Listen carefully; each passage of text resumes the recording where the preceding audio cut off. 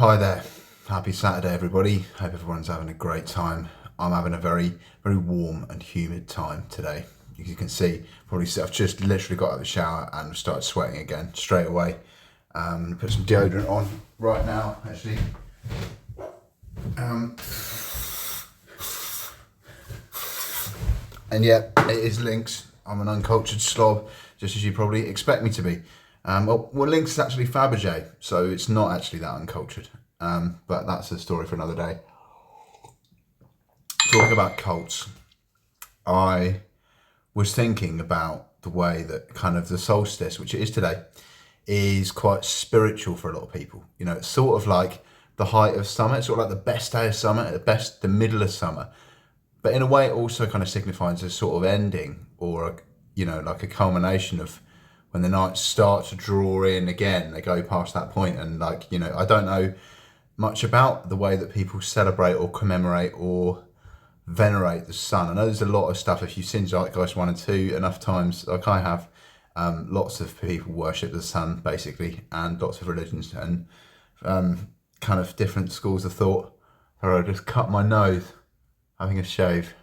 Lots of different schools of thought around, what the sun is, kind of the logos of the sun, and the kind of like religious interpretation of the sun and how that all works out. But I'm going to make a quick video today, and I've asked Gemini what are the most influential cults, sects and secret fraternities operating in Western Europe in 2025, and what kinds of rituals, sigils and ceremonies do they practice on the summer solstice. Gemini said it was challenging to provide a definitive list of the most influential cults, sects and secret fraternities operating in Western Europe in 2025, primarily due to the inherently clandestine nature of many of these groups and the difficulty in measuring their influence. Additionally, the term cult itself is often controversial and lacks a universally accepted definition, with many groups preferring to be identified as new religious movements.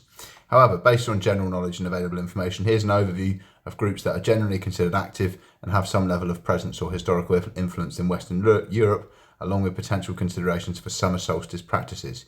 Influential cults or sects often referred to as new religious movements. Scientology, active in many European countries, though its legal status and public perception vary. It has dedicated centres and a hierarchical structure. While their primary focus isn't typically public summer solstice celebrations, their philosophy often incorporates concepts of well-being, spiritually and sort of personal growth. Specific rituals are usually internal, focused on auditing and training. Jehovah's Witnesses, while not typically considered a cult by all, they are a distinct religious movement with a significant presence across Europe. They do not typically engage in solstice celebrations, as their practices are centered around their specific interpretations of biblical teachings. Various pagan and neo-pagan groups, including Wicca and heathenry. These are broad categories, but many groups within them are active in Western Europe. Wicca, for example, publicly emerged in England in the 1950s, has a substantial following. Heathenry, which venerates pre-Christian Germanic deities, is also growing. Thelema, founded by Aleister Crowley, Thelema has a smaller but dedicated following in Europe. Its practices involve magic, rituals, and can incorporate elements related to solar cycles. Watch out for those guys tonight then. Anthroposophy, while more of a philosophical movement than a cult in the traditional sense, it has a presence in some European countries and often involves a spiritual approach to life and education. Their celebrations are typically centered around Rudolf Steiner's teachings rather than pagan solstices. Various meditation and self-help groups. Some groups that started as self-help or meditation movements can develop cult-like characteristics, demanding high commitment and having charismatic leaders, like Fight Club vibes, isn't it? These are often less formally structured and more fluid in their presence. Secret fraternities. Obviously, you've got Freemasonry. This is arguably the most well-known and widespread secret fraternity in Western Europe, with lodges in most countries. While often shrouded in mystery, Freemasonry generally focuses on moral and ethical self-improvement through symbolic rituals and allegories. Their rituals are private and involve various degrees and symbolic tools.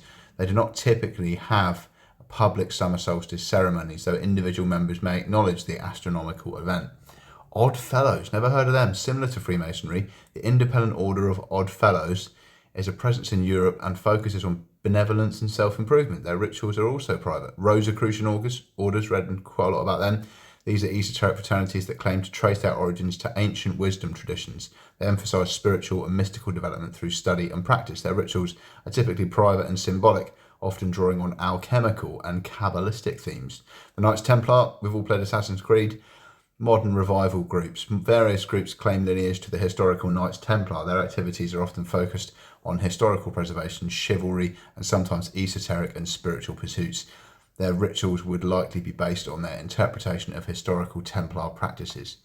Summer solstice rituals, sigils, and ceremonies. For groups that do observe summer solstice, primarily pagan and neo-pagan traditions, rituals and ceremonies often revolve around celebrating the sun and light. Given it's the longest day of the year, themes of light, warmth, growth, and abundance are central. Bonfires and fire rituals. Lighting and jumping over bonfires are ancient customs believed to boost the sun's strength, ward off negative influences, and bring good luck. Nature connection. Many rituals involve spending time outdoors, connecting with natural elements, and expressing gratitude for the earth's bounty. Feasting and community gatherings. Sharing food and celebrating together is common. Symbolism, sun symbols, images of the sun, sun wheels, and other solar representations are common. Herbal lore, specific herbs associated with the summer solstice, like St. John's wort, may be used in rituals, tinctures, or adornments. Crystals. Crystals are associated with the sun or summer energy, for example, citrine or carnelian. Don't know what that is. Might be incorporated. I know what citrine is, but I don't know what that other shit is. Personal reflection and intention setting. The solstice is often seen as a time for personal reflection, releasing old patterns and setting intentions for the remainder of the year. Specific practices. Wiccan Letha. Wiccan traditions celebrate Letha at the summer solstice, often involving rituals to honour the sun god and earth goddess, spell casting for abundance, sometimes hand fasting ceremonies, symbolic marriage. Heathen bloats. Heathen groups may perform bloats, and how you pronounce, sorry if heathens, if I'm pronouncing that wrong, which are offerings to deities, ancestors, or land spirits, often involving communal feasting and toasts. Druidic ceremonies. Modern druids may hold ceremonies at ancient sites like Stonehenge in England to witness the sunrise align with megalithic structures, often involving prayers, invocations, and offerings. Important considerations. Secrecy. True secret fraternities maintain strict secrecy about their rituals and internal workings. Information publicly available will be limited. Diversity within groups. Even within broad categories like paganism, there's immense diversity in beliefs and practices. No single ritual applies to all of them. Legality and harm. Most legitimate spiritual groups and fraternities operate within legal framework and do not engage in harmful practices. Concerns arise when groups exhibit characteristics of high-demand organisations that isolate members, exploit them, or engage in illegal activities. Government lists of cults, as seen in search results, often focus on groups that have faced accusations of such behaviours. It's crucial to rely on credible sources and critical thinking when researching these topics, as misinformation and sensationalism can be prevalent. Well, I'm not doing any sort of ritual or ceremony apart from maybe a bit of bloodletting on my nose. Tooth update. It's not looking as red as it was yesterday. I'm just a sweaty, bleeding, toothless piece of shit. But I've got a cup of tea, and what time is it? 5:20, so it's about time for having meal time on the ward here at the lodge.